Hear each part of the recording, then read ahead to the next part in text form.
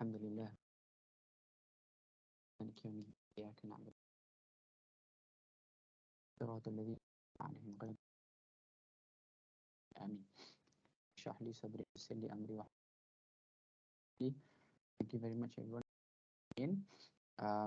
Hope everyone is safe and healthy, inshallah. So I've already uploaded the slides for today's topic, which is topic 12 on fiscal policy, deficits and debt. Okay. But before I start, is there any questions related to the assignments or anything related to the course that anyone wants to ask?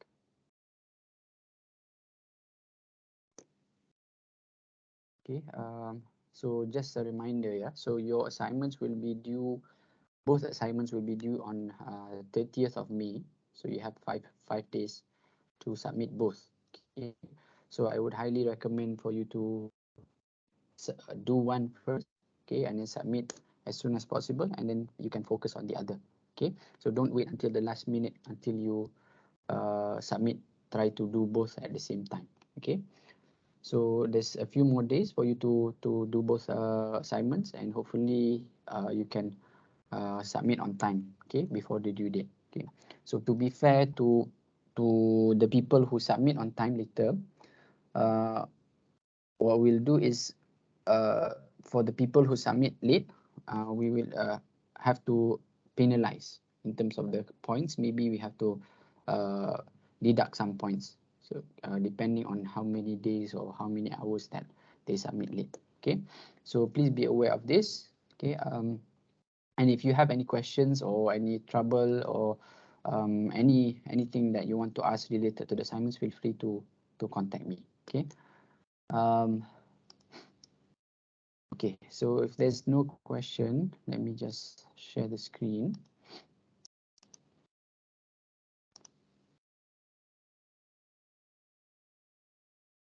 Okay, can you see the screen? Yes. Okay, so the slides are available in Microsoft Teams. Yeah. So for today, the topic is on fiscal policy. Okay, fiscal policy, deficits and debt. Okay, so these words, I think most of us have heard of it one way or another.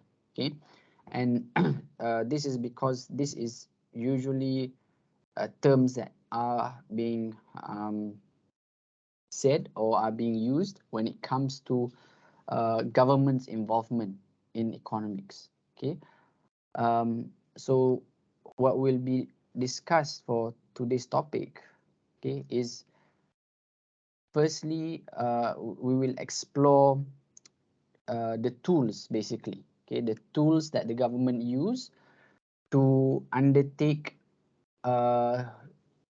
more or less what they call is stabilization policy, and this is usually in terms of stabilizing the aggregate demand and aggregate supply. Right? So if you remember, we have, in terms of the aggregate demand, is downward sloping. Okay, and here's the prices, this is the quantity, and then here's the supply, aggregate supply. Okay, and usually what we want to have in the long run is that there is a movement towards the right. Okay, but at the same time, we don't want prices to go up too much, right? So there must be a certain upper limit and lower limit of prices. Okay, so what the government usually tries to aim for in terms of policy is that they want aggregate demand to go up. Okay, but usually when aggregate demand goes up, the prices also go up, right? So in order for a long-term stabilization in terms of the prices, they also aim for the aggregate supply to shift to the right. Okay, aggregate supply also they want to shift to the right. So when both moves to the right, aggregate demand and aggregate supply moves to the right, you will have a new equilibrium here, right? Because the first equilibrium was E1 here. The second equilibrium, E2 here, right? So if you look at E1, the quantity that is being produced in the economy is Q1, and E2, the quantity is at Q2, okay? But in terms of the price, so price levels do not go up, or more or less the same, or within um, this band of maximum and minimum, okay? So the government usually aims to have this kind of economy where there is always a progress in terms of output, right? So the quantity here basically refers to the output in terms of the GDP, right? So there is a movement to the right in terms of GDP output, okay, gross domestic product. So it is basically the quantity that is being produced, okay? And however, you don't want the prices to fluctuate too much, right? So they might be in the long run a certain percentage of prices be increasing, okay?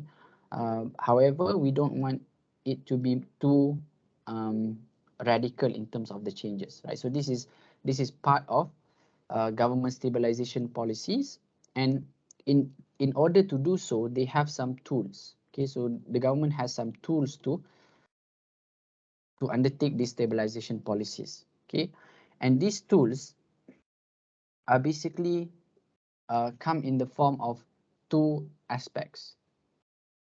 Okay, which is government spending, number one, and number two is the taxation. Okay, and both of these aspects are basically components of the fiscal policy. Okay, so they are components of the fiscal policy. So when we talk about fiscal policy, it basically refers to government's tools to stabilize the economy in the long run. Okay, and stabilization, as I mentioned, refers to you want a growth, but a stabilized growth. Okay, within a certain price, and they can assist this stabilization by using the tools that they have, right? So for government, the tools that they have is spending, and number two is taxation. Okay, um,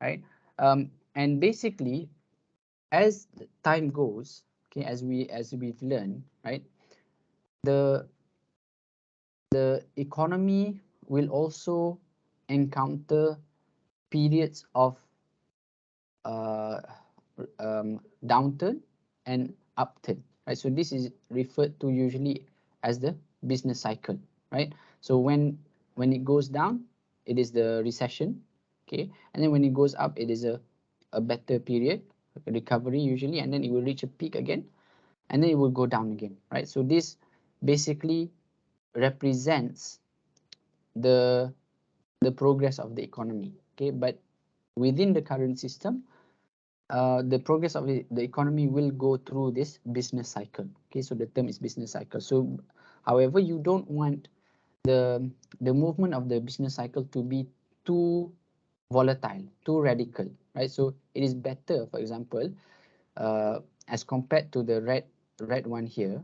Okay, the red line of the business cycle, you try to minimize the shape, right? So the green one is much better. So it's much stable in terms of the movement because the difference is much smaller, right? So this is what basically the government can do and aim to do through the fiscal policy. Okay. However, as we also may have heard, right? Um, when it comes to government spending, especially, okay, most of the time there is what we call the terminology that is often being heard is uh, um, deficit, okay, deficit spending.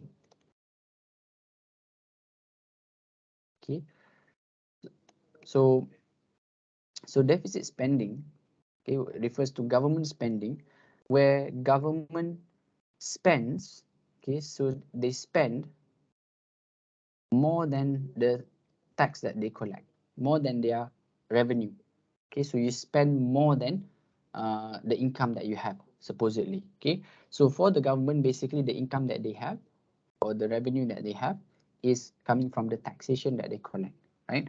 So most of the time, if they spend more than they collect, they will have to fund the money from somewhere, right? So if you collect, for example, 100 million, 100 billion, okay, but you spend 120 billion in the government budget, right? So there is an extra 20 billion here, okay, but where does it come from? Okay, so this is where the government usually takes up debt. Okay, so there is the debt that they take up. Okay, how do they take up this debt? Either they borrow from the capital market through issuance of bonds. Okay, so the government bonds. Okay, so government can issue bonds, right? So when the government issues bonds, the people that buy it are basically the financial institutions, right? And the government will receive the money from the financial institutions, and the financial institutions will receive the bonds basically, right? So in exchange. So these bonds are usually long term, okay? And you would have, the government usually has to pay it after 10 or 20 years, okay? So that's why there is always the question of debt burden for the future generations, okay? Because basically the people who are currently in power, by the time the bond expires or it reaches its tenure, usually these people are no longer there. So it is up to the future generation to pay the debt. Okay, so there is always the question of debt burden for future generation, and also whether this debt will cause bankruptcy to the government, right? And we've seen, I think, a few cases whereby the government does not, in some cases, the government is not able to repay their debt, right? So this is usually in the form of bond defaults. Okay, and I think most recently it happened to Sri Lanka.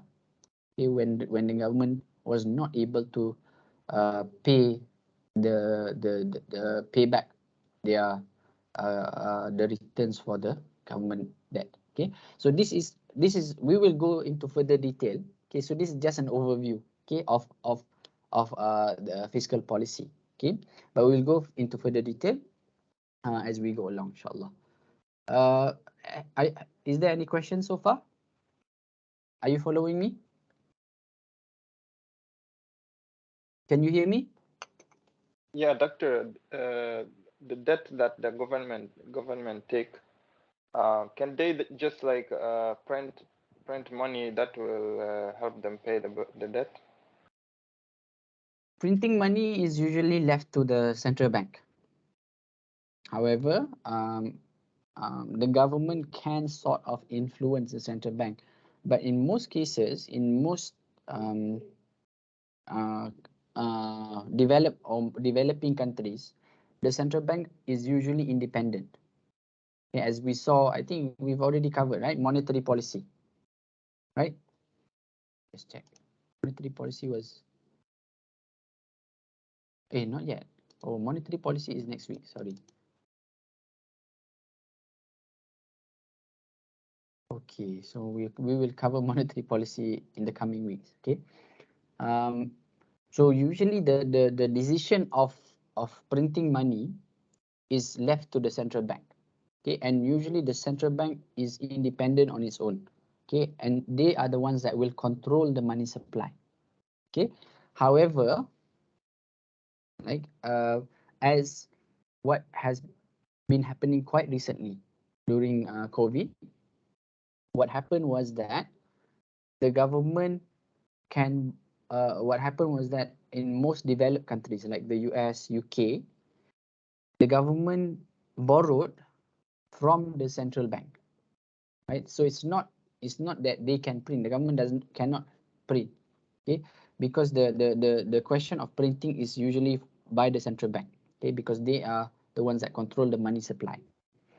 So what happened during COVID was that the government borrowed from the central bank, and the central bank printed money, and basically the way that they borrow is that the central bank buys bonds from the government, right? So it's sort of borrowing as well, right? So the bond is basically an IOU, right?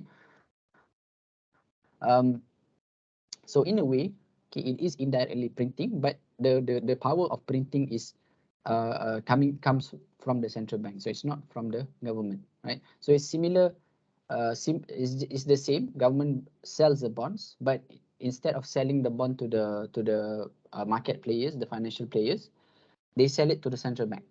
Okay, and the central bank pays by printing money and giving it to the government. Okay, and this of course would increase the money supply in the economy. Okay, this would increase money supply in the economy. And uh, the policy responses in during COVID was that the government um, used this money to give to people directly. So there was a lot of cash transfers. Okay, so like the US, I think the government gave everyone $1,400, and then the UK also, everyone got a certain amount of money, and even in Malaysia, I think many people got direct cash transfers. Okay, and this of course increased the supply of money in the economy, and some people are arguing that because of this is why we are currently experiencing inflation. Okay, in many countries we are currently experiencing inflation because of increase in money supply. Okay, however, I think we covered inflation.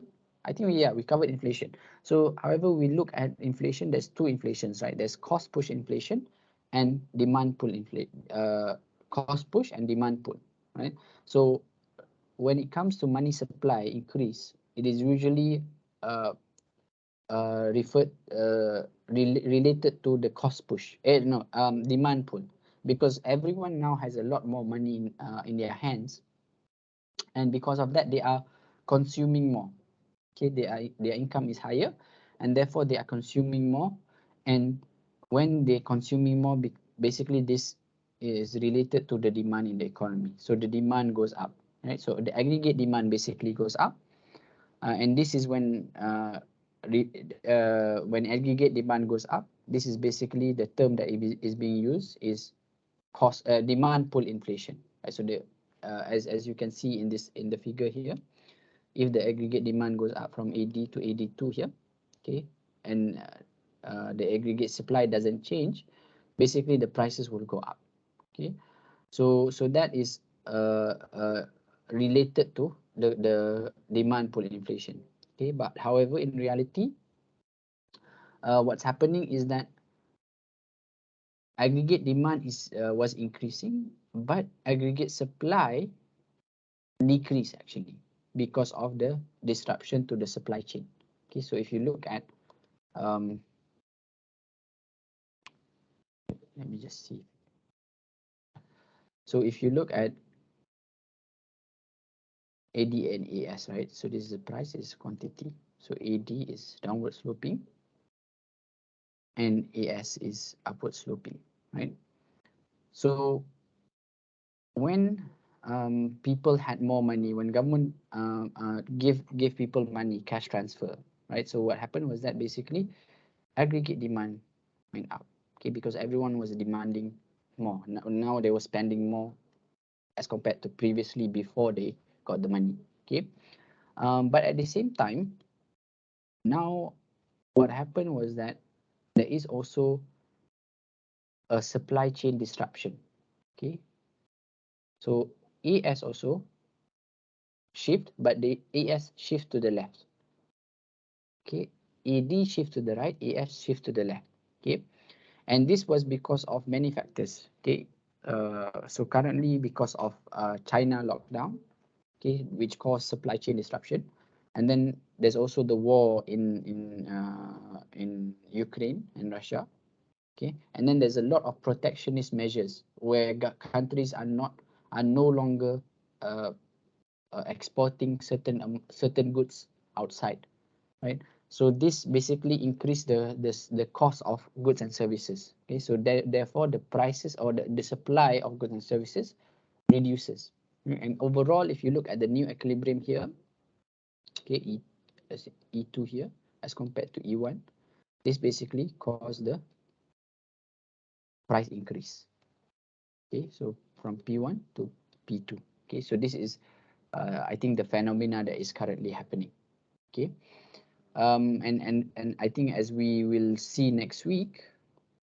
Okay, and if you've done your homework, which is the policy response um, to COVID, okay, you would know that uh, the government, basically fiscal and monetary policy was undertaken to overcome the COVID situation, right? And currently, because of the increase of inflation, because of this inflation, the governments around the world are increasing the interest rate. Okay, and we will see this later in monetary policy on why they are doing this. Okay, but the focus for today is fiscal policy first. Okay, so the fiscal policy is basically, yeah, as I mentioned just now, the tools that the government has in order to have stability in terms of the economy. Okay, so they are two, which is government spending and taxes. So the government can deliberately change government spending and the taxes that they charge on people. Okay, and why do they do this? Okay, usually there are different objectives. Okay, however, in most cases, it is constrained to um, 3 or 4 objectives. Okay, so more or less, these are the aims of the government, which is number one, to achieve full employment. Okay, you want as many people who are wanting and able to work can find job. Number two is that they want to control inflation, okay, control prices. They don't want to go up. They don't want it to go up too much, or they want it to go to a certain amount, okay. And then number three is to encourage economic growth, okay. And as you remember, okay, basically when it comes to government spending, yes, erase this.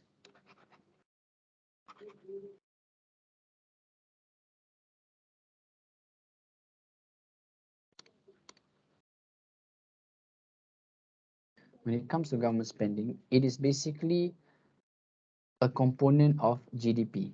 Okay, so GDP equals to consumption plus investment plus government spending plus net exports.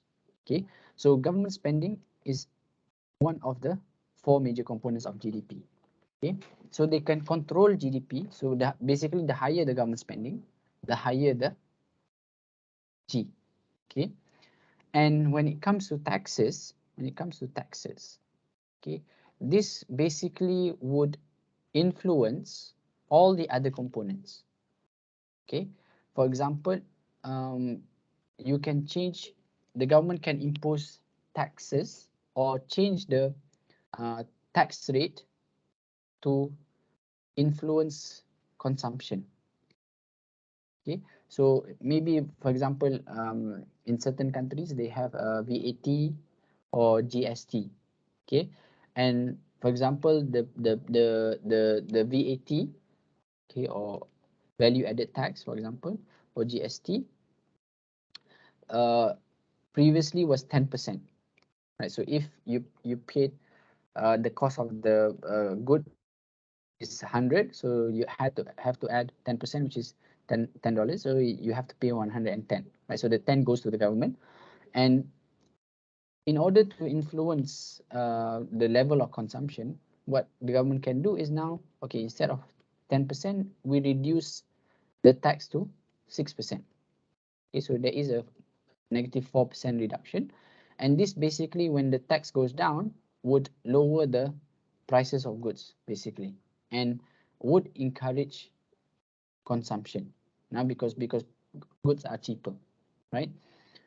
um, or another type of tax is income tax. The income tax, right? So for example, if income tax is reduced, right, therefore disposable income increase.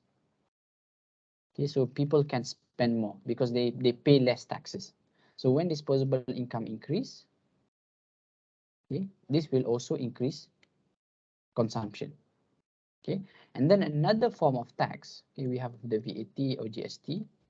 Okay, and then number 2 is income tax, and then we have number 3 is, let's say, corporate tax or business tax. Okay. Okay, so this also would influence, okay, a component of GDP, which is investment. Okay, because if, for example, corporate or business tax goes down, therefore now businesses pay less to the government and they have a higher reserve, okay, cash reserve, or from the revenue they can have higher profit, okay, because they pay less tax, and therefore when they have higher profit or higher reserve, they can use part of this to invest. Okay, and also in some cases this will also encourage production that will influence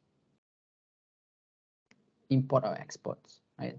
And this is also another tax that you can relate to, is basically export or import tax. Okay, so the government can also control this percentage of this export and import tax, and this will basically influence the net exports, right? So basically using these two tools in terms of government spending and also taxation, they can influence these 4 components. Okay, 1, 2, 3, 4. Okay. Oh, and another thing which I mentioned just now in terms of government spending, right? So when the government spends, if they give, for example, cash transfers, right? So when they borrow from the central bank and they give to the people, okay, they give to everyone, right? And by doing so, will also influence the consumption, okay, because now everyone has higher disposable income. Okay, so that basically, using these two tools can influence how the GDP is. Okay, however, right, both tools are very much related. Okay, government spending and taxation is related in the sense that the taxation that they collect is being used for government spending, right? So it's now a matter of finding that balance, right? So if you look at the 4 taxes that I've mentioned here, if they are all going down, okay, if they are all going down, or the government decides for them to go down, right?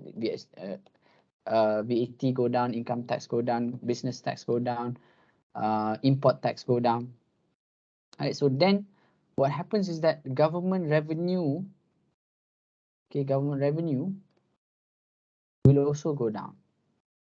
Okay, so when government revenue go down, government has less money to spend.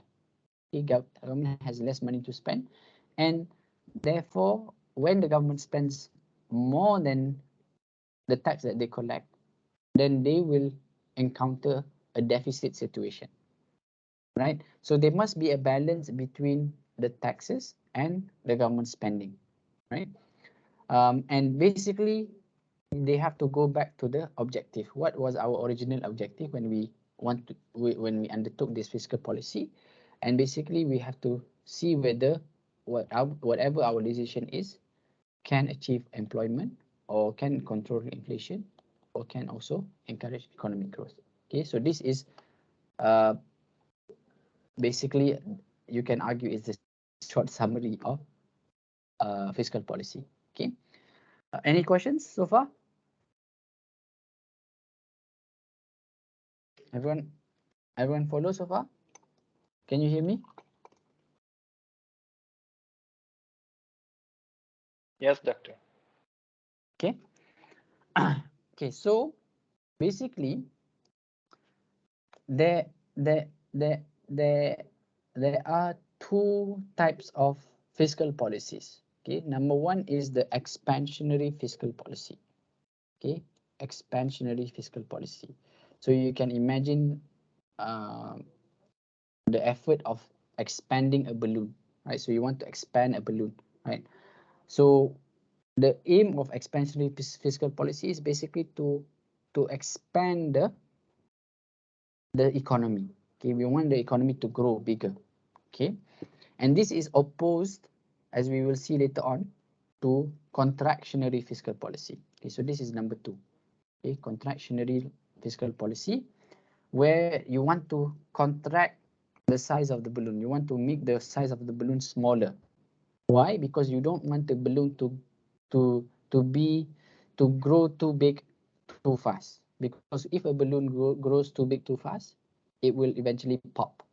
Right. So when it pops, havoc will happen. Right. So there are some times where the government also aims to contract the economy, so or slow down the growth of the economy, so it doesn't overheat. Okay.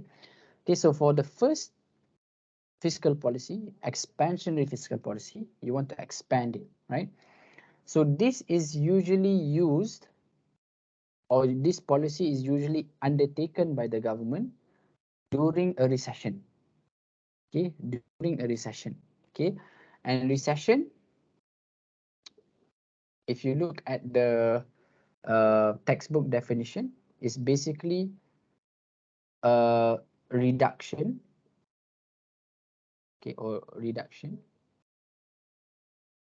in economic growth. So this is represented by GDP for two consequent quarters. Okay, so this is the textbook definition, meaning to say that, for example, in quarter 1, 2020, the economy reduced by negative 2%. And then quarter 2, 2020, the economy reduced by 3%. So based on this definition, in quarter 2, we are facing a recession. Okay, so usually the central bank or the Department of Statistics will reveal what is the growth of, during this period. Right? So this is a period of recession, and you can relate this to what happened during the start of COVID. Okay, so 2019, end of 2019, we had our first case of COVID, and by 2020, by the middle of 2020, most of the world were in panic, and I think already in implementing certain measures to control the movement of people, right? Certain lockdowns, and this of course reduce the growth of the economy and global economy. Okay, and this basically caused a global recession.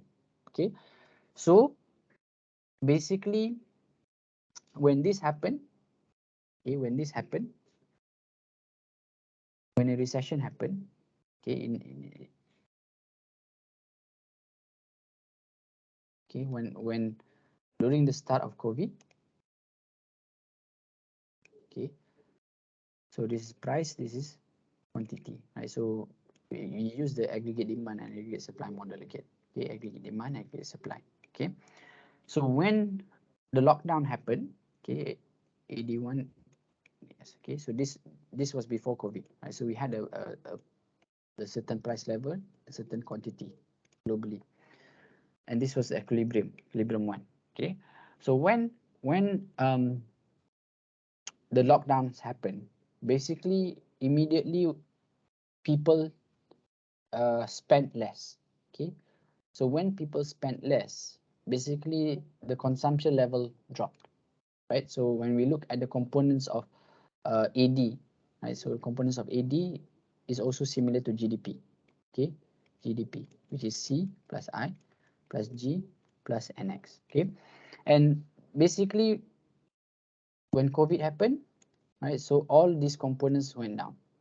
Consumption went down, investment went down, Government spending maybe not didn't change immediately, okay, but net export also went down, okay, because people were not buying from each other as well, okay, and that basically caused the AD or GDP to reduce, okay. So then AD shift to the left, okay. So now AD 2, okay, and therefore the quantity that was produced was also reduced, okay, and this also reduce the, in some cases, the price, okay, but the price is actually quite sticky, okay. It takes time before the price goes down, okay. But this is basically what happened during the start of COVID, okay. So the aim of expansionary fiscal policy, okay, sorry, another part, when COVID happened was that AS also reduced, okay, because producers or suppliers were also reducing their production, and factories were closing down, businesses were not being able to operate, right? So therefore the supply of goods and services also went down, so AS also shift to the left, right? So here if you look at the new equilibrium, E2, you can see is the Q2B, okay, Q2B. So as we see here, the quantity reduced, the price also more or less reduced as well, okay. Okay, so now when the government saw this, most governments saw this, right? So what can we do?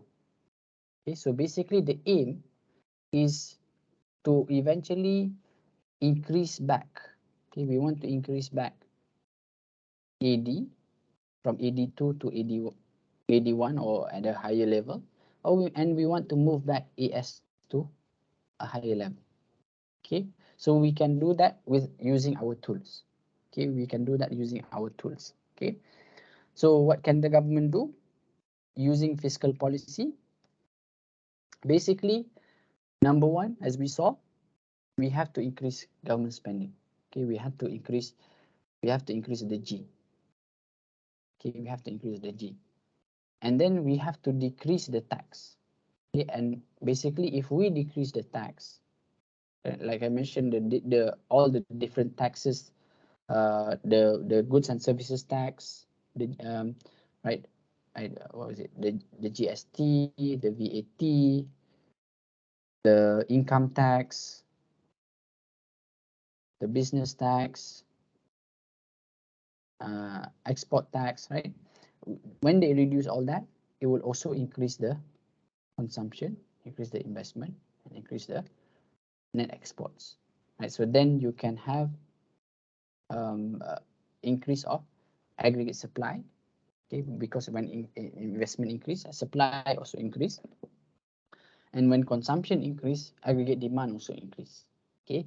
And basically what happened during in response to COVID was that there was a combination of both, okay. There was a combination of both, um, increase in government spending and also decrease in tax, okay. So the issue is that when you decrease tax, okay, revenue go down, okay. So this is where the government gets its revenue, okay. So when the government gets its revenues goes down, uh, and you increase government spending, okay. So let's say for example, in ideal situation where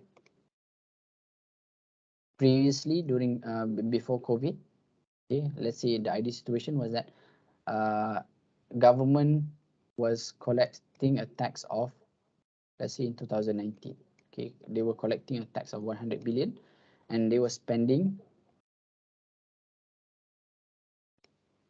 100 billion, okay. So this is the amount that they collect, this is the spending that they have, okay. So they have what they call a balanced budget, a zero deficit budget, okay. If for example they collect tax 100 billion, but they spend only 90 billion. Okay, for example, they collect 100 billion and government spend only 90 billion. This is budget surplus. Okay, where they spend less than the amount that they collect. Right. So I think in most cases now, there's very rare to see countries that have a budget surplus. Okay, over the past, I think 15 years, it's very rare to see any government to have a budget surplus. In most cases, what they have is what we call a government deficit, budget deficit. Okay, so in 2020, in 2020, when they reduce the tax, so now they are collecting less taxes, right? So let's say instead of 100 billion, they just keep collecting 80 billion. But at the same time, they are increasing their spending. Right? So instead of 100 billion, now they are spending 120 billion. So what this creates is a budget deficit. Okay, so you are spending more than you are collecting, right? So there is a deficit of, in this case, 40 billion. Okay, so where does this 40 billion comes from? The government has to borrow. Okay, so the government that countries that have are more developed and has a higher level of confidence from the government, they can issue bonds, okay, government bonds.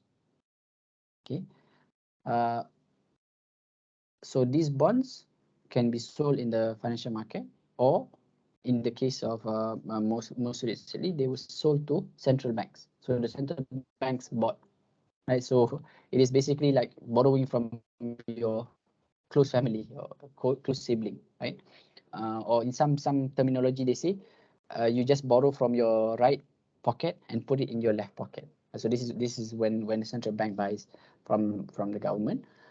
Um, but in some other countries where the level of trust or the level of stability is much lower, it's much harder to sell government bonds, especially in the case of governments that there were cases of government default. They didn't pay their debt, right? So for even if the government issue the bond, no one wants to buy it, okay, because it's very risky. Okay, maybe if you buy it, you risk not being able to get back your money, for example, right? So instead of borrowing from the bonds, this is where, in some cases, you will see governments borrowing from institutions like IMF and the World Bank. Okay, so many developing countries, I think, have borrowed from IMF and World Bank. Okay, but of course, when you borrow from these institutions, it comes with conditions. So the IMF will dictate what are the policies that you have to do. When you borrow from us, this is the thing that you have to follow, right? So we don't care too much about your people, for example, but you have to do this and that, right? So this is the predicament that many governments face. Okay, yeah. So this is basically the situation when recession happen. You want to expand back the economy. Okay, so you decrease taxes and you increase government spending, but this will usually result to budget deficit. Okay, and if you see in the graph, okay, and I've already drawn this, basically the aim of expansionary fiscal policy is basically to increase the aggregate demand, okay, and also aggregate supply as well. Okay, so if we simplify just from government spending, for example. Well, let me just pause for a while, Azan.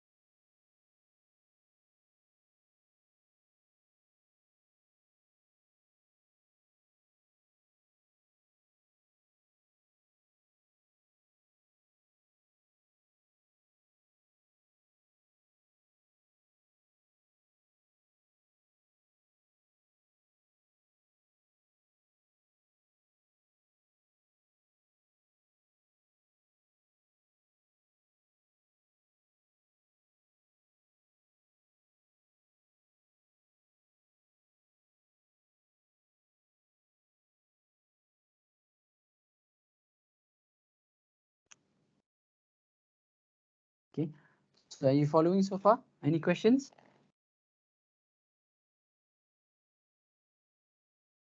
Okay, can you hear me? Yes, doctor. Yeah. Okay, Doctor, so like for the expansionary fiscal policy, mhm. why, if they want to expand the economy, why do they have to increase the spending and decrease taxes?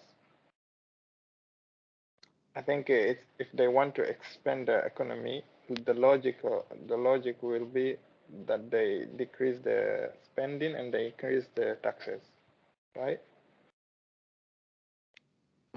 Why do you say that? Because like by increasing the taxes, there will be more money in the economy. Who pays the taxes? The people. Yeah, so when the people pay taxes, right? So previously, let's say you are paying 10% tax, and now the government is increasing the tax to 20%. Would you have more money or would you have less money? Less money.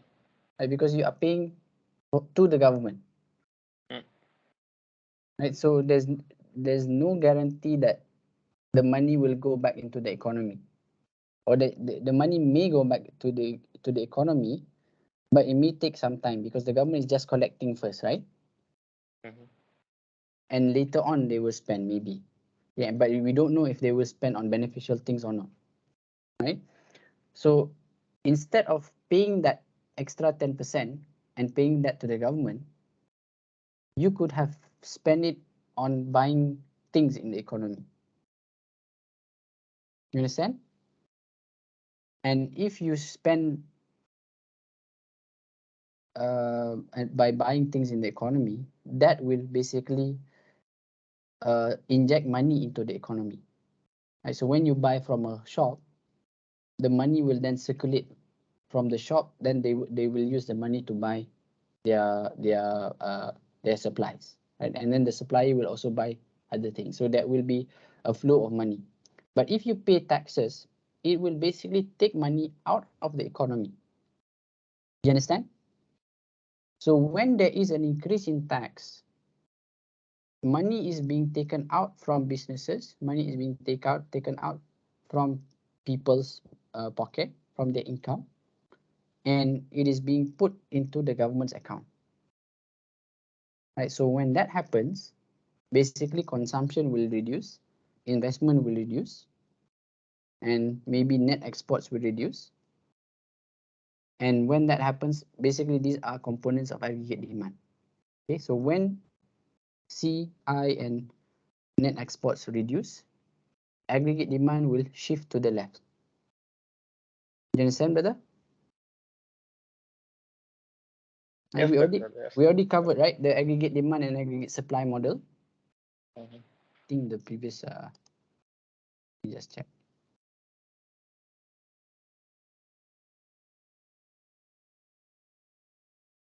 Yeah, aggregate demand and aggregate supply was a topic last week. Yeah, last week topics. Yeah.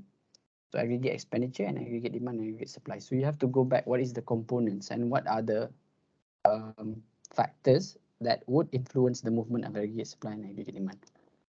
Okay. So basically, if we do what you mentioned just now, increase the tax, the movement of the ED will go to the left instead of going to the right. Okay, because it is taking out money from the economy and giving it to the government. Okay. So what expansionary fiscal policy wants to do is we want to inject money in the economy. Okay, and we want more money to be in the economy. Okay, so you do that by allowing people to have more disposable income by paying less tax. Okay, when people pay less tax, we have more because, for example, if your income is, let's say, 100,000 and you've been paying tax of 30%, but so now you have a disposable income of 70,000 because you paid 30,000 to the government. Okay, and you can spend 70,000 now disposable income, and uh, from the government fiscal policy, the government reduced the tax rate from 30%. Now you only pay 15%, right? So previously your disposable income was 70,000, but now because of the reduction in tax, you have 85,000. So you can spend more. So your disposable income is more, right? So the individual spending, the people spending can increase by the reduction of tax. Okay. Um, and okay, another way to increase the amount of money circulating in the economy is by increasing government spending. So government inject the money in the economy, and they can do that through the government budget, right? So in the case of after post COVID, okay, the response to COVID, government spend more than the tax that they collect, and the deficit happen. Okay, and more or less they do that. Most of the countries they do that through bond issuance. Okay, and if you look at this slide, okay, this is just an example. If government increase spending by 5 billion, just an example. So the initial increase in spending was 5 billion. Okay, and let's say this 5 billion was given to people in the form of cash transfer. Okay, so when you give people money, okay, especially lower income people money, most of the time they would immediately spend the money because they need it for their survival. Okay, and when this happens, and I think we've already covered the multiplier effect. Okay, multiplier. So from the initial 5 billion, it can multiply the circulation of money in the economy to 20 billion. Okay, depending on the effect of the multiplier, right? So this is just an illustration of a fiscal policy where the government increased 5 billion, but the effect from this increase in 5 billion is that overall in the economy, aggregate demand increased by 20 billion. Okay, so when this happens, basically the real GDP increased from 490 to 510. So wait, why is it here? It's supposed to be here. It's supposed to be here. I think it's supposed to be here. Okay, the equilibrium. Okay, and then this will increase the prices as well. Okay, if AD increase but AS doesn't change, it will also increase the prices. And basically the overall GDP of the country increase, in this case 490 to 510. So this is the effect of fiscal policy, right? So this is, here is the fiscal policy. This is what the government is doing. Okay, the government is spending or increasing the government spending by 5 billion. Okay, so this is one illustration, okay, of the tool. Okay, and then the next type of fiscal policy is the contractionary fiscal policy, right? So you want to contract the size of the balloon. You want to make the balloon smaller, right? So usually this is being done during period of demand pull inflation. Okay, demand pull inflation. So as I mentioned just now, demand pull inflation happens when DAS, price, quantity, so AD1, ADS1. It happens when AD increase, demand increase. Okay, so prices previously was at P1, and now the prices were at P2, at P2. So this increase of prices because of the shift in aggregate demand is called the demand pull inflation. Okay, demand pull inflation. Okay, so the aim of contractionary fiscal policy is now we want to reduce the AD. Okay, because prices are up too fast. Okay, prices are going up too fast. And this is, if you realize, is what is currently happening in many countries around the world, including Malaysia. Okay, in Malaysia, prices are going up. Okay, and this is attributed to, some are arguing demand for inflation, but I am saying my understanding, it is not only demand for inflation, but also cost push inflation. Cost push inflation, where AS has reduced as well. Okay, as I drew in the previous slides. Okay, but contractionary fiscal policy usually is in response to demand pull inflation. Okay, so the the the the the the movement of the AD moves to the right, and now the aim of contractionary fiscal policy is we want it to move back to the left. Right, so we want it to move back to the left. So don't go to the right too fast. Okay, because prices are too high. Okay, so in order to do so, in order for the AD to reduce to the left, okay, what can the government do? They can do these things. Okay, they can decrease government spending. Okay, government spending go down. They can increase taxes, or they can do both.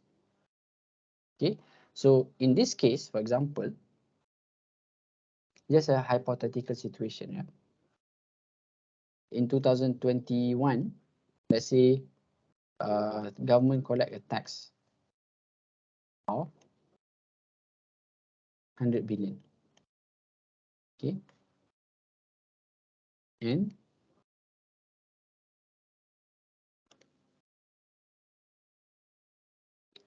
they spend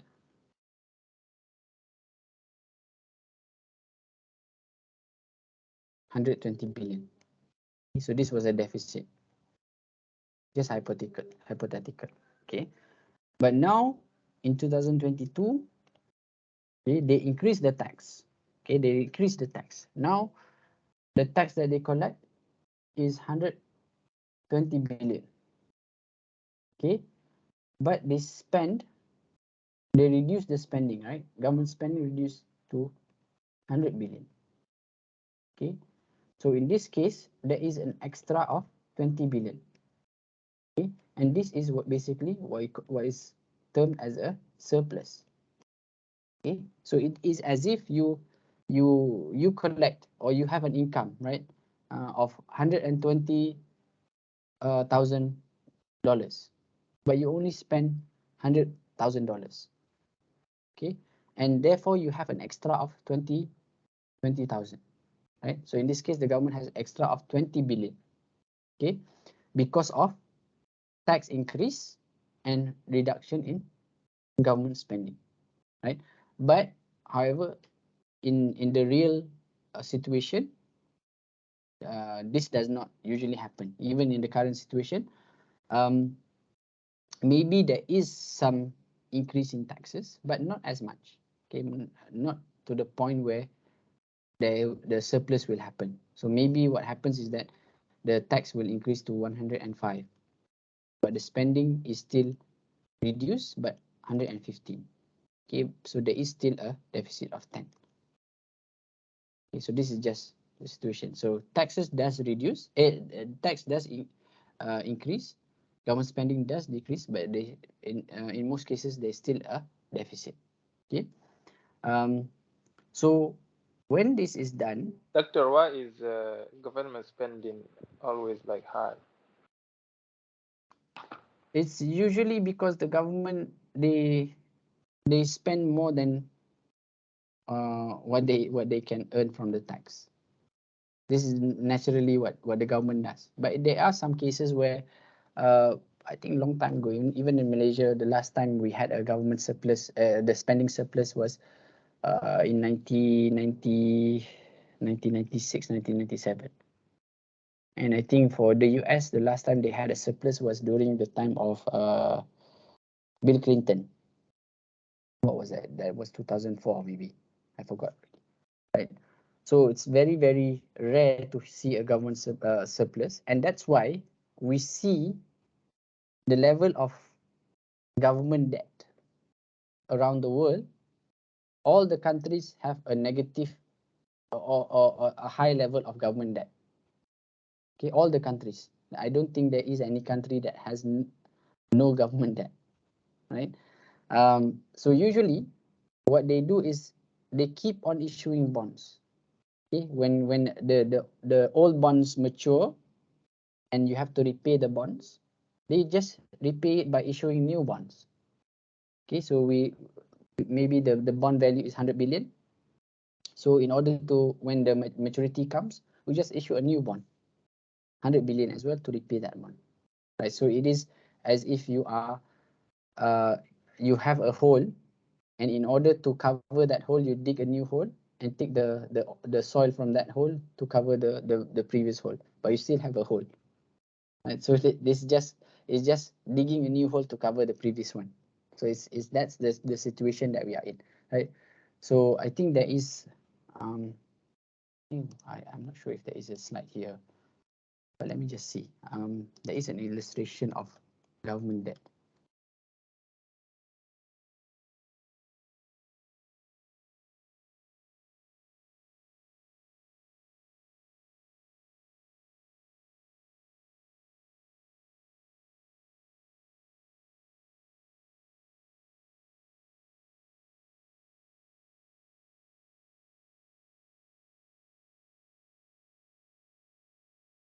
Yeah, this one.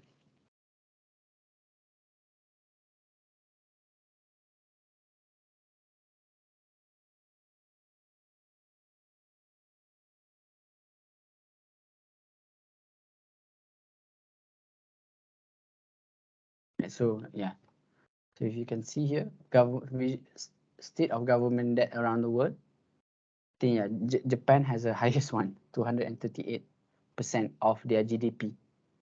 Okay, so what this means is that if Japan's GDP is 100 billion, okay, their GDP, if their GDP is 100 billion, their debt is 238 billion.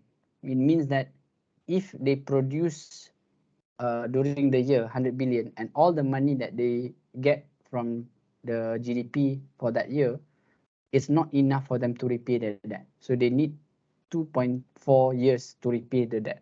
Okay, if they use all of the GDP, but of course they would use the GDP, right?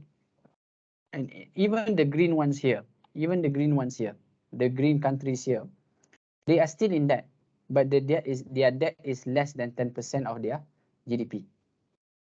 Okay, and uh, basically this is because more or less the governments in the green ones, they are not spending much. The governments are not spending much. Okay, or they have income from other places, right? So for example, in the cases of countries like Saudi Arabia, so the government has income coming from the oil, right? So they have the oil reserve, and they sell the oil, and they get the income. So they don't pay they don't ask their citizens to pay the tax, but they get the government revenue. Okay, the sources of government revenue, right? They can come from tax, but also from natural resources. Okay, and this all coming from the profit from government linked companies. Okay, so in the case of Saudi Arabia, they have the state owned oil company, and the oil company, I think they pay certain profit to the government. Okay, so depending on, yeah, Brunei as well is a less than 10%. Right? But there are countries like Afghanistan and Timor Leste is where basically the government are not spending much, and they cannot even issue bonds, and they cannot even borrow from the IMF and World Bank. Right? So Afghanistan is an example of that. Right? So they can't even, the government cannot get source any money, and because of that, most of the parts of the country are autonomous in a certain way in terms of the economic situation, right? But more or less, if you look at the figure, all the countries in the world, they have debt, um, in terms of the government debt. Okay, debt to GDP ratio, right? So here, this is just an illustration. Can we find Malaysia?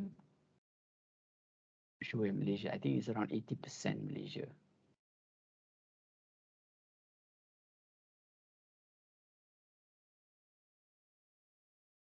Can't find Malaysia. I think it's around 80 plus percent, 70%.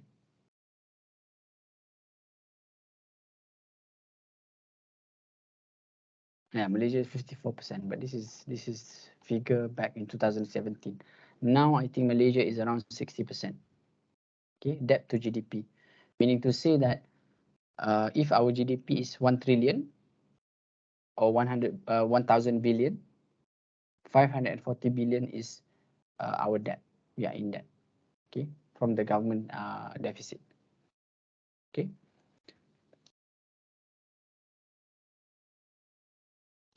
Okay, so yeah, so basically contractionary fiscal policy, the aim is to reduce the AD. You want to move or shift the AD from the right to the left. Okay, so this is the aim. And so you can also do that do through a multiplier effect. So the initial decrease in government spending, for example, was only 3 billion, right? But because of the multiplier effect, it can eventually reduce by 12 billion. Okay, so in this case, the initial one was only 3, eventually it became 12 billion overall. Okay. Yeah, so they can basically, the government can decide either one or do both. Okay, in terms of government spending, which is represented by the G, or the tax. Yeah, or they can do both at the same time, and they can have different what you call magnitudes.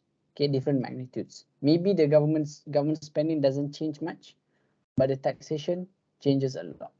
Okay, or the other way around, taxation doesn't change much, but the government spending changes a lot. Okay, and this is what I think happened during the immediately in response to the COVID. Okay, so the magnitude of government spending changed a lot during that time. Okay, so it has different effects. Okay, especially when it comes to the term is the size of the government. Size of the government. Okay, so size of the government refers to the the size of government spending usually. Okay, in terms of how much is government involved in the economy. Okay, so these are just some illustrations. Okay, when in the situation of a recession, the government can either choose option 1 or option 2.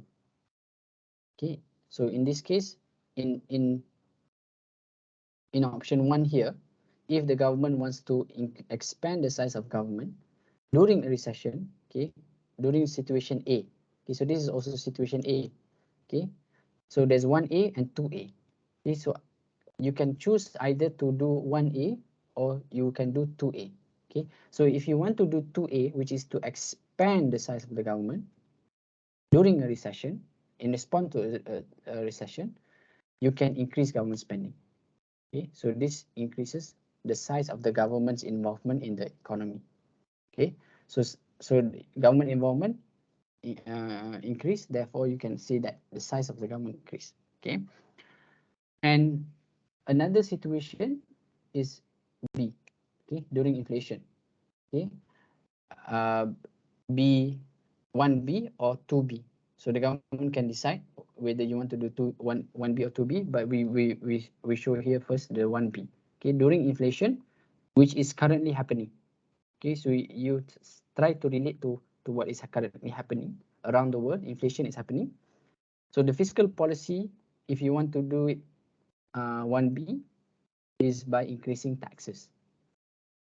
Okay, and this is basically increasing government's involvement. So the size of the government also increase. Okay, so if you want to do the same in the same situation in 2A, but a different way of doing it using a different tool.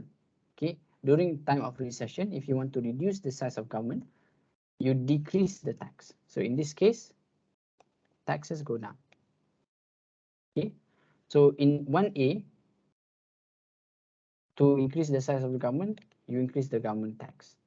Okay, in 2A, you decrease the tax. Both are fiscal policies. Okay, but they are using the different tools. Okay. In 2B, during times of inflation, reduce government spending. Okay. And this one, increase tax in 1B. Okay. But of course, you can also choose both at the same time. So you can do 1A plus 2A at the same time. Okay, fiscal policy. This is also fiscal policy. During a recession, you can increase government spending and decrease taxation. Right. So this basically cancels each other, cancels off each other. Okay. So if the magnitude of government spending is higher than the tax reductions in let's say the government is higher than change in taxation, then this will increase the government size. Okay, so this is just a way of looking at government's involvement in the economy. Okay, any questions so far? Okay, everyone okay? Okay, so one aspect of fiscal policy when it comes to taxation, yeah,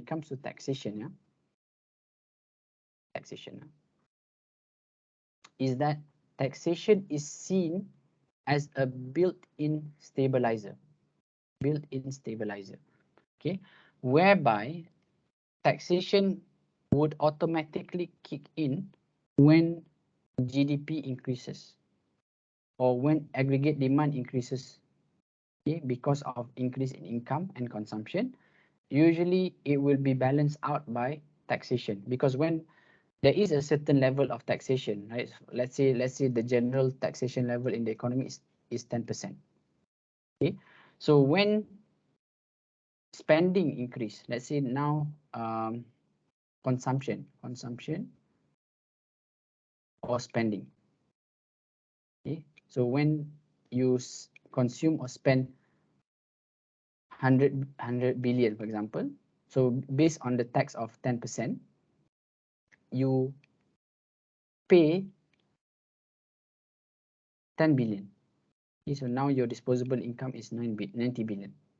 So if your consumption, okay, so this is income, yeah, or income increase to, let's say now your income increase to 110 billion, okay, and because the tax level is remains 10%, now you pay more,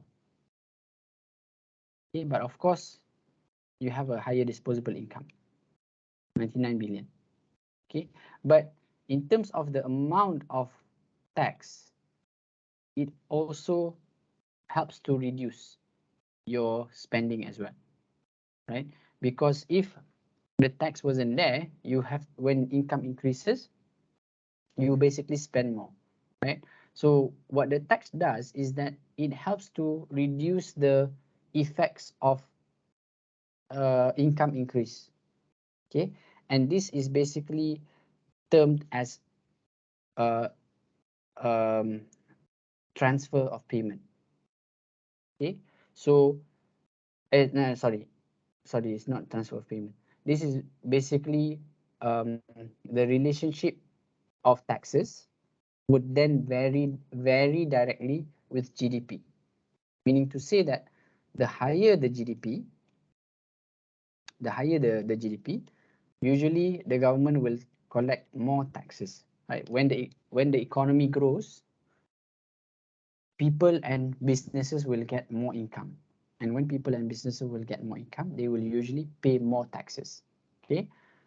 And another aspect of taxation, or another aspect of transfer, another aspect of automatic stabilizer is in terms of transfer payment.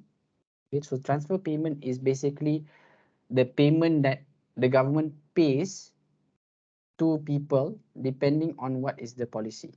Okay, so in some countries, I think like in United States, they have what they call, I think United States and Europe, most of Europe, they have unemployment compensation or unemployment benefit, where if you are unemployed, you will get some assistance from the government. The government will give you some money every month, okay, because of your unemployment, because you have already tried to find a job, but there's no job for you, okay. So there's usually a payment that government pays, okay. So what happens is that usually when GDP increases,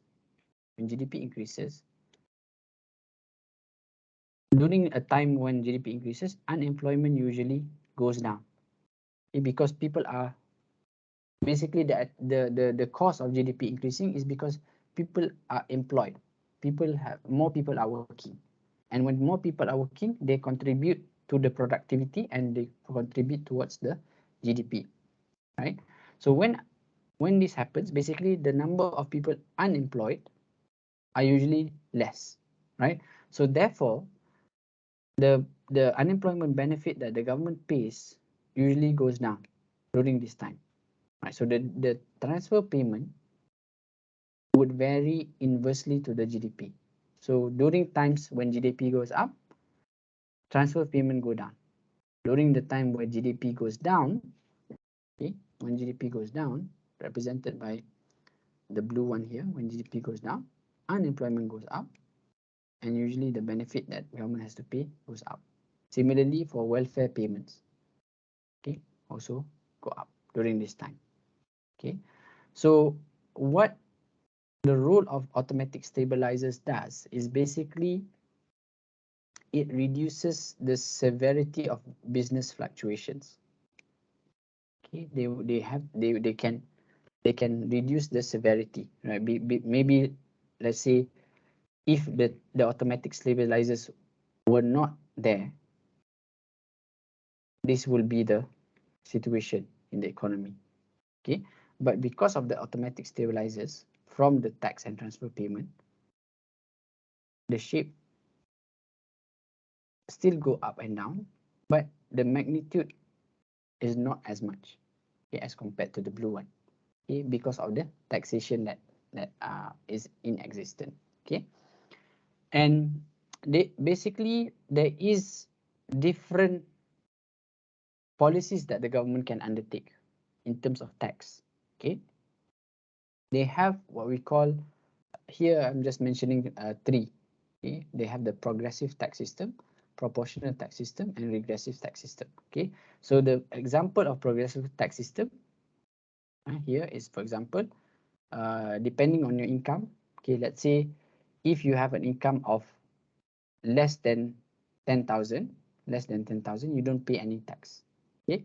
But if you have an income of 10,000, between 10,000 and 20,000, you pay 15% of tax, right? For example, if you have 10,000, you pay 15,000. So basically now you have a disposable income of 8,500. Why? Because 1,500 you pay in the form of tax, okay? Because your income 10,000, you pay tax 15%, you have an income of 8,500. Okay, so between 10,000 and 20,000, you pay 15% of your income.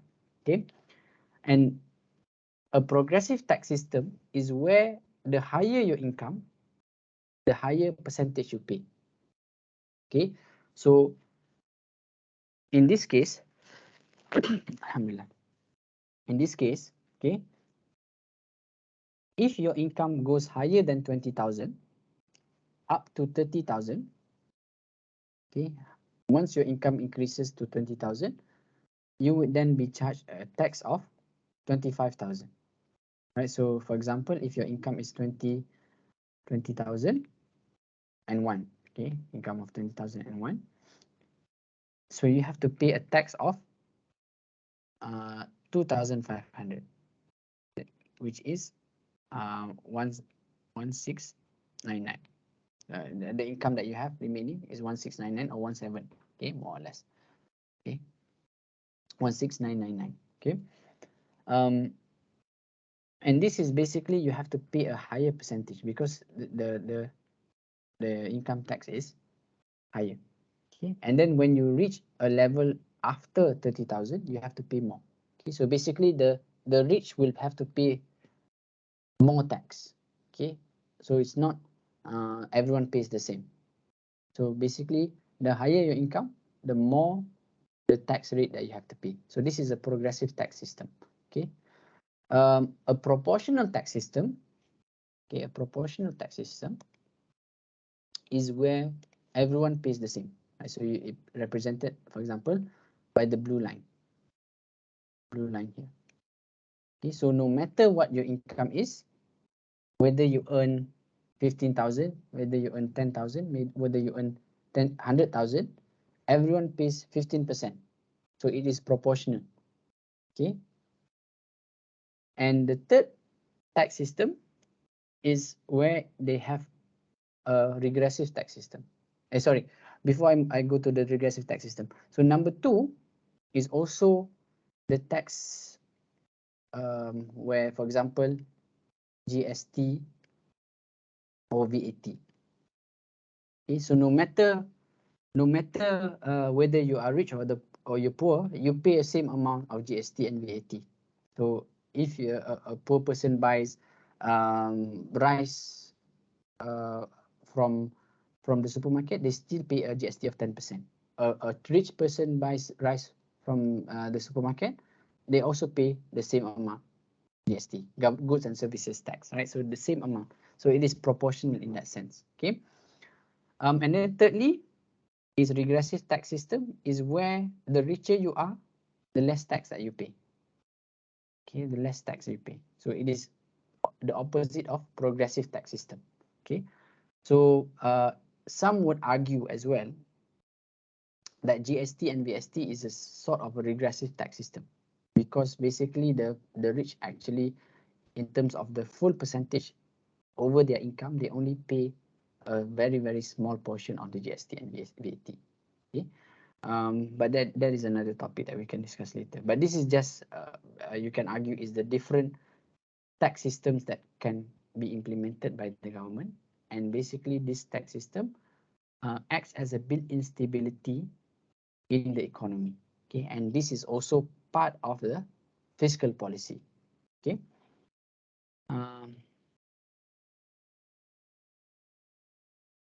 Okay. So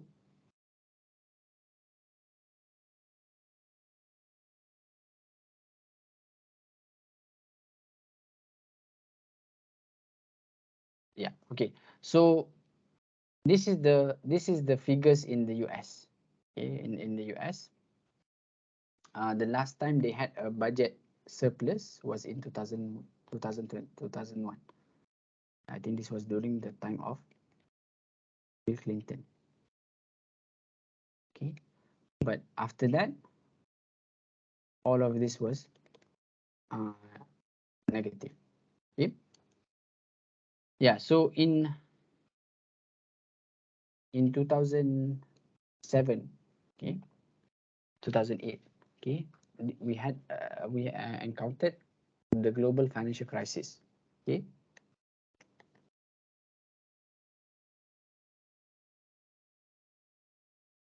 Okay, and what happened was that we also experienced a great recession all around the world, and you can see that being repeated during COVID as well. Okay, and you can start to see the parallels between these two cases.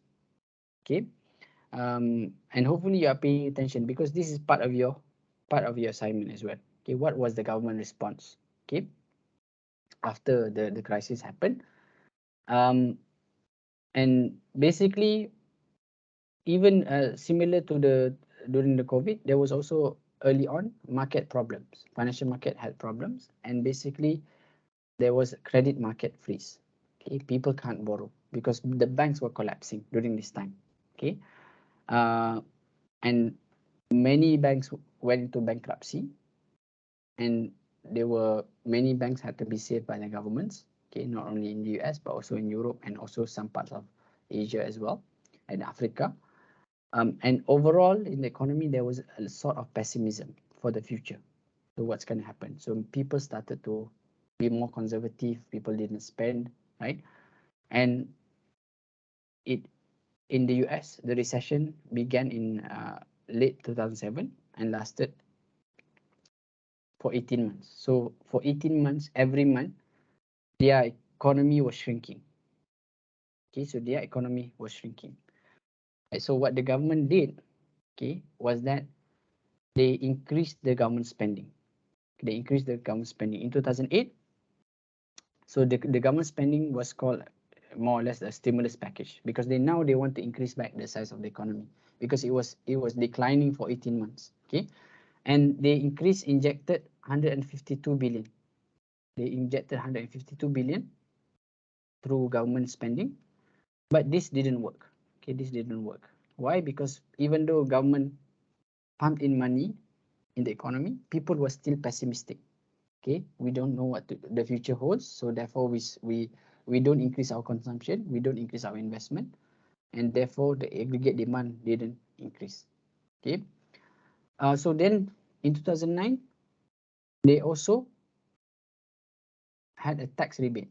So tax rebate is basically when you pay tax, the government gives you back money. Okay, so then therefore the amount of tax reduce. Okay, but at the same time, they also increase the government spending. Okay, and then after the results in 2008, after this the stimulus package didn't work, so in 2009 they increased further the government spending through what they call the TAP. I'm not sure, I forgot, the Trouble Asset Relief Program. Okay, so this was the Trouble Asset Relief Program.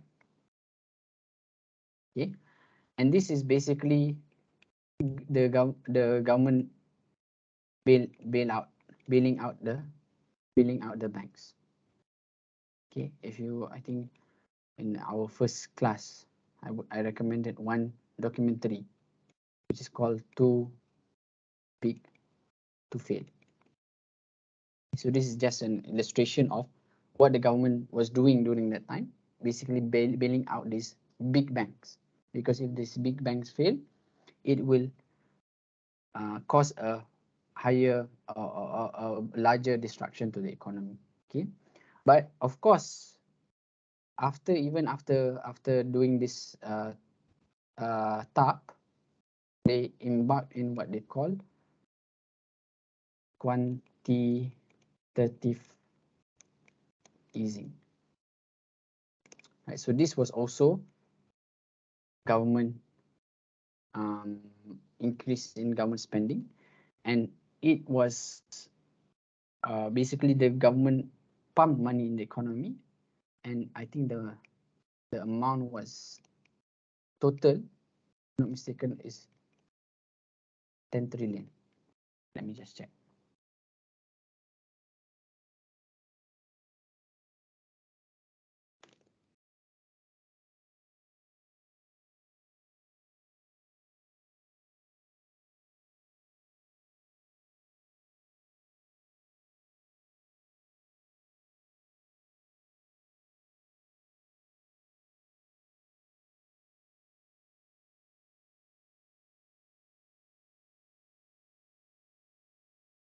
Sorry, not 10 trillion, 8.95 trillion.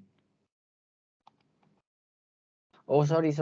This, okay, quantitative easing is not part of fiscal policy, but this is part of monetary policy. We will learn this in the next few classes. Okay, but basically this was also pushing or creating money into and injecting money in the economy, and this amounted to 8.95 trillion. Okay, but this is not, sorry, this my mistake. This is not fiscal policy, but this is monetary policy. Okay, so that's why it wasn't in the slides. Okay, but part of the fiscal policy, basically, right, so you ignore the quantitative easing. Okay, so the fiscal policy was the top. Okay, but on top of that, they also did the quantitative easing, which we will learn later, amounting to almost 9 trillion. Okay, so 1 trillion is 1,000 billion. So 9 trillion is 9,000 billion, right? US dollars. Okay. So this is what the response of the government through fiscal policy after the recession, okay, in 2007, right? So similarly, I think your homework is to see what was the response of the government and the central bank after the COVID pandemic. Okay, and there's a lot of reports already out there. It's just a matter of extracting the information and writing it in your own words. Okay. Yeah. So this is the figure. Okay, in the US. Okay. So the last time they had a surplus was in 2001. Okay, this was Bill Clinton. Okay, but after that, especially after they wanted to fund the wars, right? So they and this one was during the global financial crisis. Okay, so they had a very large deficit. Yeah, in 2001, 2021, they also had a very large deficit. Okay, so similarly in Malaysia, over the past during the global financial crisis, we had a deficit of negative 5.4.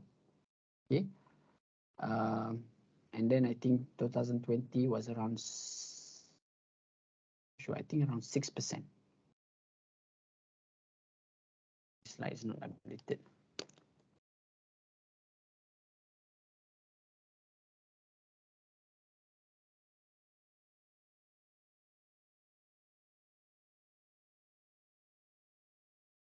Yeah, so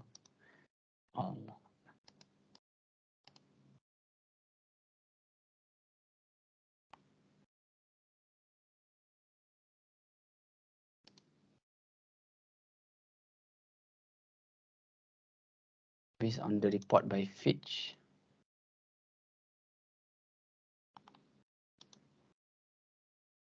the deficit was 6.4, okay, in 2021.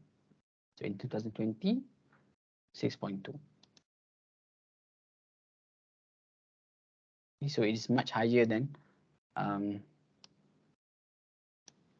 during the global financial crisis. Okay, so in 2021, deficit was 6.4. In 2020 was 6.2. Right? So if we update this slide here, okay, so actually in 2020,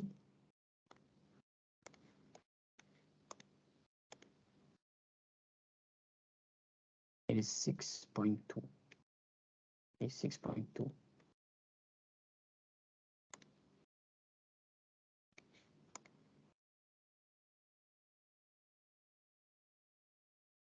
In 2021, it is 6.5%.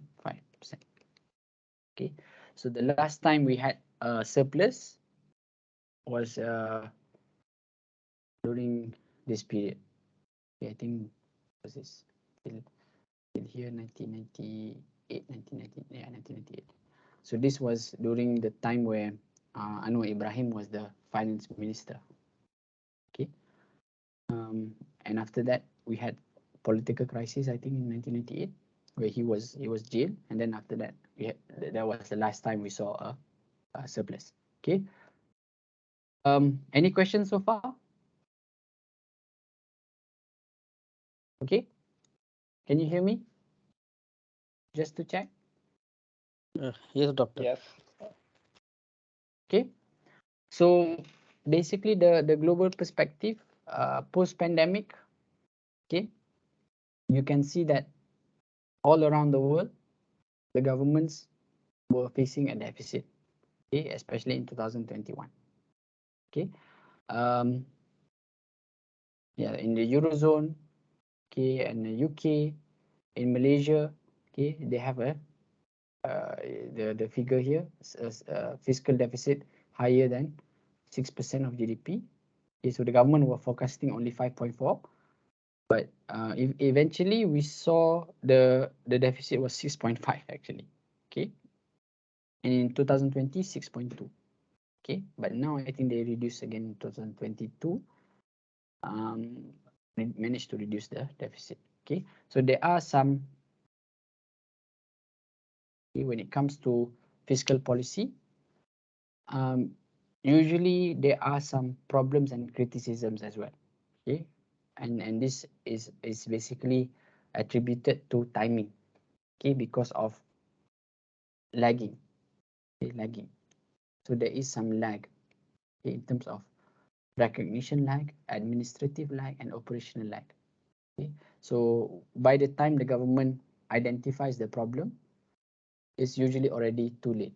Okay, by the time government recognize, okay, actually this is the situation in the economy, and this is we have to act. Okay, so there is some time period that has lapsed by the time the data comes to the government.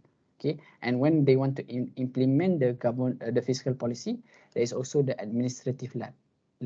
Okay, so this comes from the government bureaucracy. Many governments are very inefficient, right, when it comes to administrating the policies. Okay, and then the government agencies as well. Okay, there might be some operational lag when you want to distribute the money. Okay, how do you distribute the money? Through which agency? How do you put the money? How do you verify the people, for example, who wants to receive the money? Right? So there is a problem of timing. Okay, and then there's also the issue of politics. Okay, because the governments can change anytime. Okay, so when the government change, the policies may also change. Okay, and this may also come in the form of policy reversals. Right? So maybe the government says, okay, we want to impose this tax, but when the government change, they remove the tax. For example, in Malaysia, this happened. Okay, the previous government, they imposed the GST, but when the new government came, they they they removed the GST and went back to the previous taxation system. Okay, and there might also be issues in terms of what you call the redundancy or the offsetting of state and local government. Okay, or state and federal government. Okay, or state and district government. Okay, so in some cases, for example, Selangor has its own state government, Malaysia has its federal government, and the state has its own budget, and the federal has its own budget, and there might be some miscommunication or some areas where we spend the government spending, but both the state and the federal spend at the same place. So there's redundancy in that. Okay, and then finally is crowding out effect. Okay, so the idea is the term crowding out effect is the idea is that if the government gets involved in the economy,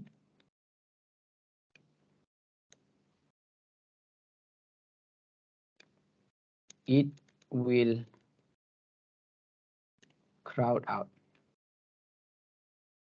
or push out private businesses.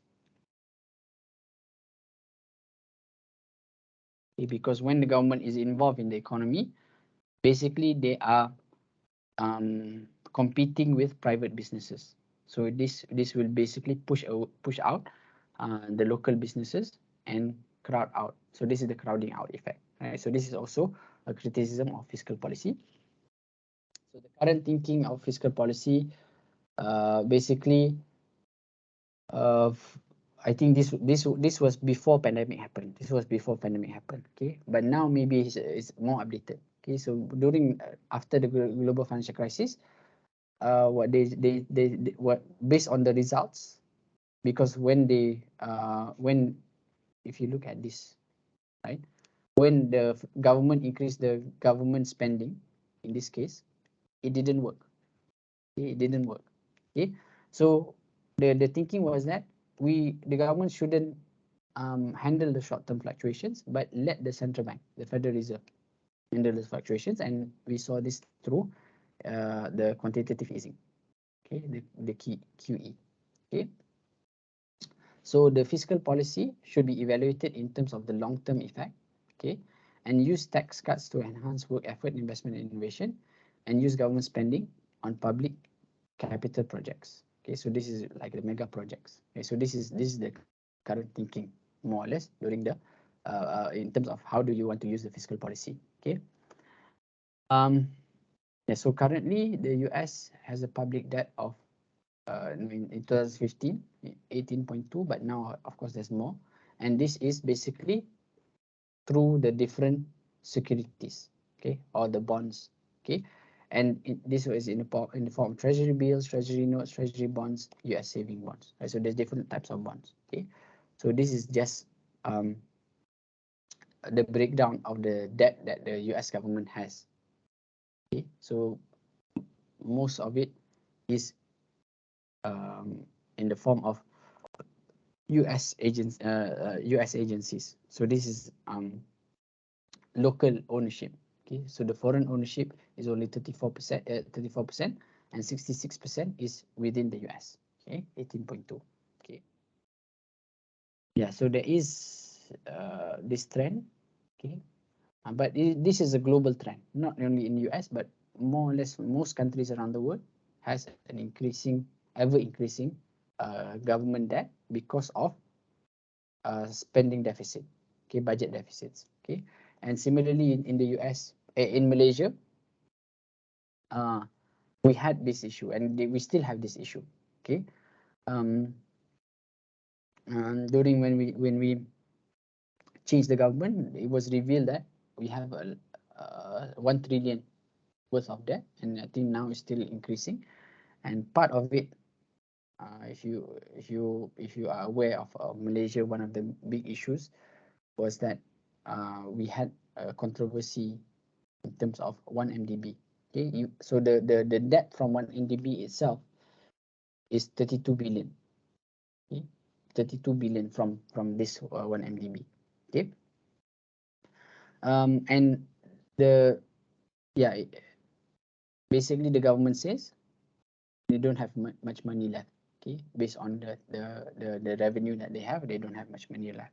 Okay, so yeah, so this is just the breakdown of government debt in 2018 in itself. Okay, so the direct debt. Okay, so the direct debt from the bonds is 51%.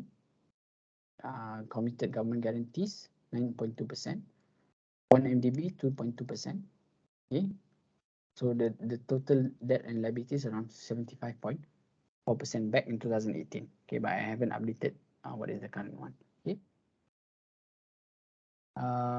Yeah, so Japan, as we saw in the figure in the picture just now, had the largest amount of government debt to GDP ratio. Okay, and a lot of developed countries actually have a high debt to GDP, high debt. Okay, but the issue is why aren't they bankrupt? Okay? So if for example, if you are a person and you have a high level of debt, okay, and maybe your income is 100,000, but your debt level is 240,000. So if you cannot repay the debt, basically usually you will be declared bankrupt. Okay, and some politicians or some public figures are also saying this because the government is having a higher debt. Maybe our country will be bankrupt. Okay, but if you look at the figure here, for example, and if you look at the picture just now, just go back to the picture. The government debt levels, right?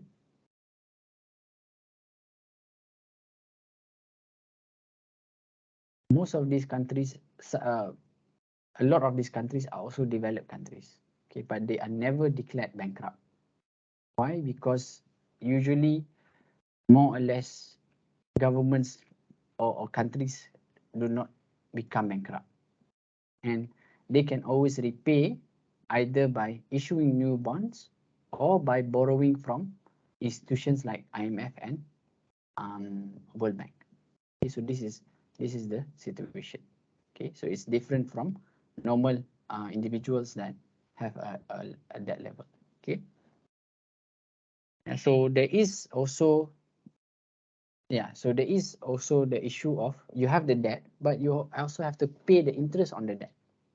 Okay, so here, for example, in the US, the interest itself is 2.2% of GDP in 2015. Okay, um, and oh, I mentioned just now in terms of the concerns that people have, if government have too much debt, they can face bankruptcy. Okay, but governments can always refinance by issuing new bonds, okay, and by increasing tax. Okay, but there is always a question of burdening future generations. Okay, so this is also the issue, right? So when you have debt, eventually the debt has to be paid. But more or less, these politicians that are in control of the country, they don't care about the future. They care about the current. So we spend first, let the future generation think about how to repay, right?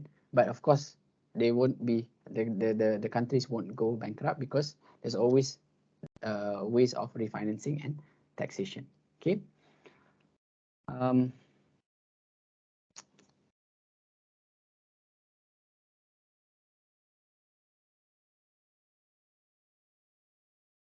I think that's it. I think that's it. All the other slides, I think, if you want to read, you can cover later by reading the textbook. But I don't want to go into too much detail of the other parts, and therefore you wouldn't be tested on that as well.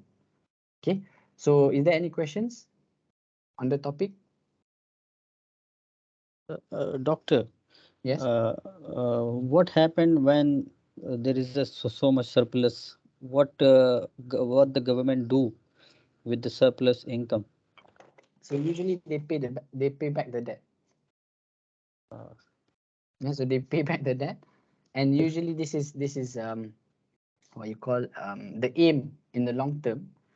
Usually the policies, like in Malaysia, we aim, I think we aim to have a balanced budget by 2030, something like that. So we want to reduce the deficit bit by bit, and by 2030, at least the government spending is similar to the tax or the revenue. Okay, so tax is only one part of the revenue, and there's all other parts of the revenue as well, coming from profit from the government linked companies, and also natural resources. Okay. Yeah, so usually they use the money to repay the debt, or if not to repay the debt, the money is still in the government account, so they can use it the next year. Right. So in the next year, it's like normal. If you have extra money in your account, then you can use it later. Right. So that's also what the government can do with the surplus. Okay. Any other questions? Doctor, Yes. you mentioned earlier that some countries like Afghanistan, they cannot issue both IMF or bank because it's it's apparently Sorry, I can't hear you. It's not quite clear. Can you go closer to the mic? uh, yeah. Can you hear me? A bit, but you have to raise your voice a bit. Can you hear me right now? Yeah, yeah.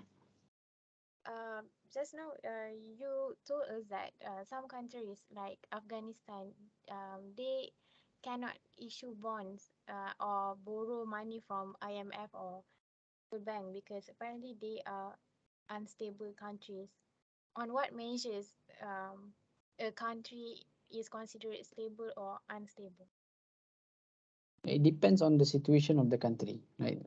For Afghanistan right now, they are being controlled by the Taliban, right? In whereby most countries do not recognize the Taliban, right? So you even if the Taliban issues sukuk, for example, who would want to buy the sukuk from the Taliban government, right? And if they go to IMF and World Bank, I don't think they even want to go to IMF and World Bank. So they would most likely try to rely on the tax that they can collect. But of course, I think the taxation system also currently is, I think, in terms of the government governance of how the government functions in Afghanistan is, I'm not sure. I think there's a few students previously from Afghanistan, maybe we could have asked them, but I'm not sure currently the situation. But I think the situation is that even in terms of the tax collection, in terms of the um, um, what you call the government servants, it's non-functioning in that country, right? So they, I'm not sure how they try to operate, but they're trying to rebuild as well. Um, but most of, I think, in terms of the government involvement in the economy, I think it's almost very minimal. Okay, so it's more of the local market, and then black market. Okay, so whatever people can or society can manage. Okay, so in terms of government response or anything, it's very minimal in the economy. Okay, so fiscal policy also, I think, is very minimal in that sense. Okay, so these are not only in Afghanistan, but other countries, other war-torn countries, for example, in Syria, for example, right? So that's also have, they also have their own situation, or in Yemen, or in some African countries, right? So similar situation, right? So the government cannot issue bonds, because even if they issue, there's no confidence from the global community that they will repay the interest or repay the bonds when they mature. So no one will want to buy from them, right? So they can result to other measures, and one of the other measures that they can try to do, we will learn next week, which is in terms of monetary policy. Okay, so this is the involvement of the central bank. Okay, any other questions? Yeah, doctor. Yeah, currently in Malaysia, we keep changing the government. Is it um is it considerable as unstable situation? um Actually, in most healthy democracies, it's normal to change governments. I think Australia recently just changed the government, but we don't see anyone saying that it will cause instability to Australia. I think in the UK is also, they're gonna change the government as well, and this government also is quite, is unstable because of Brexit and so on and so forth. But the UK also, they changed the government, and before Boris, there was another prime minister, and before that, I think it was Theresa May. So, but there's no one saying that it's unstable, right? So it goes back to, I think, in terms of the other institutions that are in place, right? So it's not solely on the political party that controls the government. So if other institutions like the financial institutions are in place, the capital market, the judiciary, it's more or less, I think, even in Malaysia, what happened was that is that there was a lot of fear mongering, okay, in terms of political instability, right? Because if you look at the policies, not much change. Even this government, this PN government, the UMNO government right now, previously PN government, there wasn't much change in terms of the policies. Okay, there wasn't any new policies that were introduced, and you would argue that they are not doing anything, and the country is operating in autopilot, but it's still functioning. It's still functioning. So political instability, I think, it depends on the perception, right? But for Malaysia, I think that is I think it's a term that is being overplayed. Okay, whereby I don't think that the change of government affects the the economy much, okay, or the stability of the country much, right? But however, in order for us to progress, there must be fresh policies, right? But currently, I think this current government and the previous government under Muhyiddin, there wasn't any new policies that investors are interested in, or people are interested in. So it's just going back to the BN government previously, before the PH government. PH government, maybe there were different policies, but then it went back to the BN government. But the the the political parties that the government change is actually, I think, if the institutions are already in place, I think it's non-issue.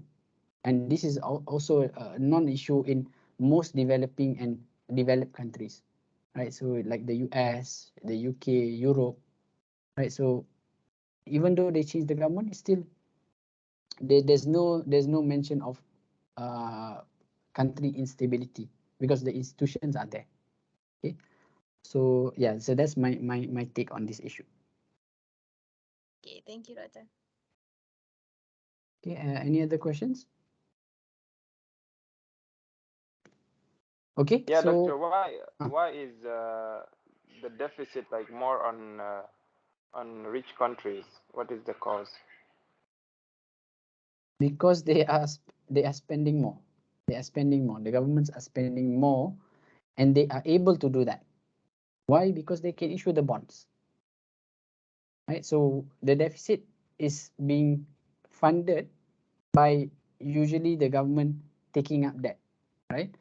And the debt is being taken up by issuing the bonds. In these developed countries, when they issue the bonds, like for example the US, the other countries around the world would come running to buy their bonds, right? Because why? When you buy the US bonds, usually it's the highest level in terms of government guarantee, and you can get a guarantee interest rate if you buy the bonds.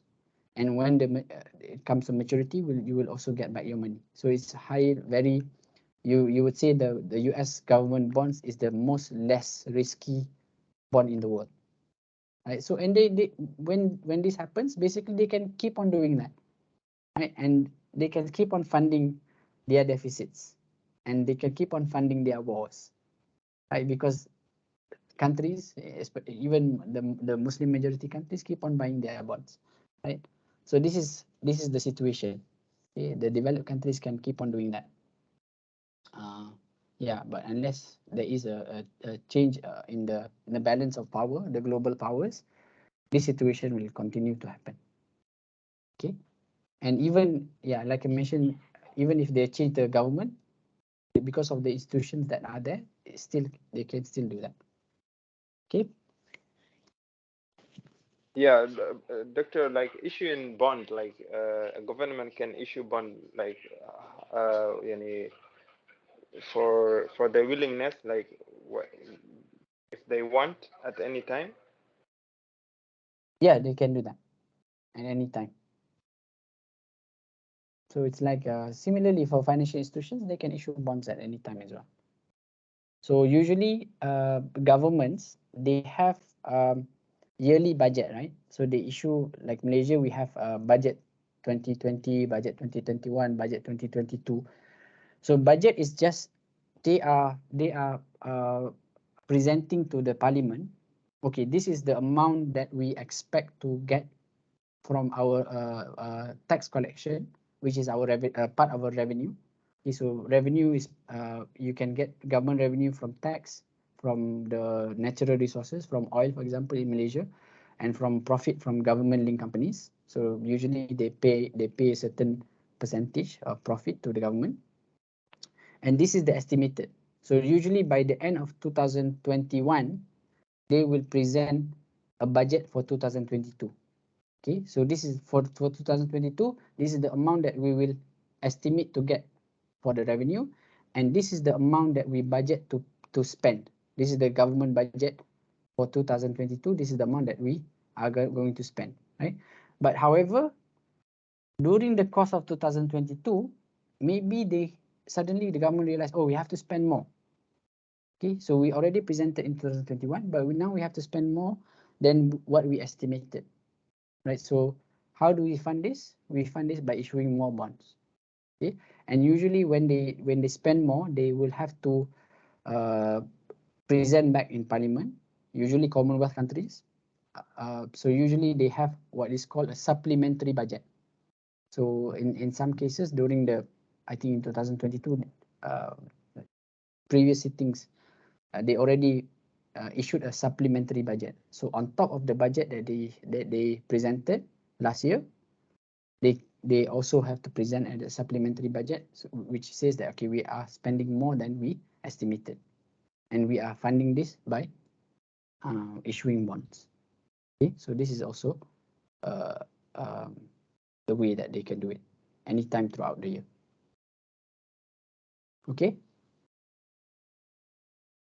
Yes, doctor. Thank you. Okay. Any other questions? Okay. So um, remember to start doing your assignments. Okay, and hopefully if you have any questions you can contact me. Yeah, and inshallah we will continue another policy next week, which is monetary policy. Okay, so I think if there's no more questions, we can end the class with tasbih kafarat surah al-As. Subhanakallahumma wa bihamdika ashhadu an la ilaha illa anta astaghfiruka wa atubu ilaik. Wal 'asri innal insana lafi khusr illa alladhina amanu wa 'amilus salihat wa tawasaw bil haqq wa tawasaw bis sabr. Okay, thank you very much everyone. Assalamu alaikum warahmatullahi wabarakatuh.